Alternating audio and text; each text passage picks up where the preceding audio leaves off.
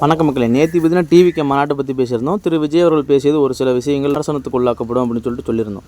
இன்றைக்கி அந்த டிவிக்கு மாநாட்டை பற்றி தான் பேச போகிறோம்.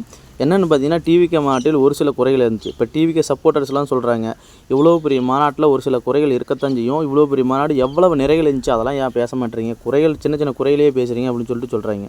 இருக்க வேண்டியதான், இவ்வளோ பெரிய மாநாடு, இவ்வளோ பெரிய ஈவெண்ட்டில் சின்ன சின்ன குறைகள் இருக்க வேண்டியதான். அந்த சின்ன சின்ன குறைகள் மிகவும் அபாயகரமான குறைகளாக இருக்குது. என்னென்னு பார்த்தீங்கன்னா, திரு விஜய் அவர்கள் வருவதற்கு ரேம்ப் அடிச்சிருக்காங்க. அந்த ரேம்ப் வாக் வருவதற்கு ரேம்ப் அடிச்சிருக்காங்க.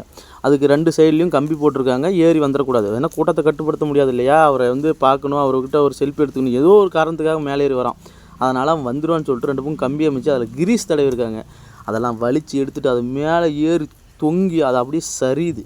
அவன் ஏறி கீழே விழுவுறவன் மட்டும் இல்லை, அதை கீழே சும்மா நின்று வேடிக்கை பார்க்குறான், உட்காந்து வேடிக்கை பார்க்குறவங்கலாம் விழுவுது. அது ஒரு மிகப்பெரிய அபாயகரமான குறை இல்லையா?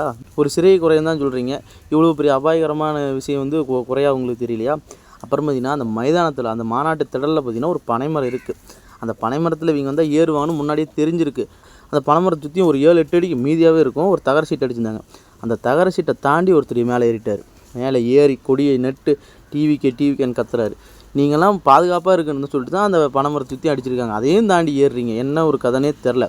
அடுத்த மாநாடு இப்போ எலெக்ஷன் பக்கமாக நெருங்கிருச்சு. அடுத்த வருஷம் எலெக்ஷனு. இன்னும் மாநாடு எவ்வளவோ போட வேண்டியது இருக்குது. அடுத்த மாநாடு நடக்கிறதுக்கு முன்னாடி திரு விஜய் அவர்கள் பகிரங்கமாக ஒரு அறிவிப்பை வெளியிட்டு விட வேண்டும். நான் இப்பொழுது நடிகன் அல்ல, மக்களுக்கு சேவை செய்ய வரும் ஒரு அரசியல்வாதி. என்னை பின்தொடர்பவர்கள் ரசிகராக வராதீர்கள், தொண்டர்களாக வாருங்கள். நான் பேசுவதை உற்று கவனித்து ஒரு தொண்டர்களைப் போல கேட்டுவிட்டு போவதென்றால் வாருங்கள். நான் ஒரு நடிகனாக என்னை காண வர வேண்டும் என்றால் அனைவரும் திரையரங்குக்கு போங்க அப்படின்னு சொல்லிட்டு ஒரு அறிவிப்பை வெளியிட்டு அடுத்த மாநாட்டை நடத்த வேண்டும். அப்போயாவது ஒரு சிறிய கட்டுப்பாடுகள் இருக்குமா என்னங்கிறத பார்க்கலாம். இவ்வளோ நிறைகள் இருந்த மாநாட்டில் ஒரு சின்ன குறைகள் தான் சொல்லிட்டு, ஆனால் அந்த குறைகள்லாம் அபாயகரமான குறைகளாக இருக்குது அப்படின்னு சொல்லிட்டு நான் சொல்கிறேன். அடுத்த மாநாட்டில் நான் சொன்ன மாரி ஒரு பகிரங்கமான அறிவிப்பை வெளியிட்டு ஒரு அறிக்கையை வெளியிட்டு அடுத்த மாநாடு நடத்தணும்.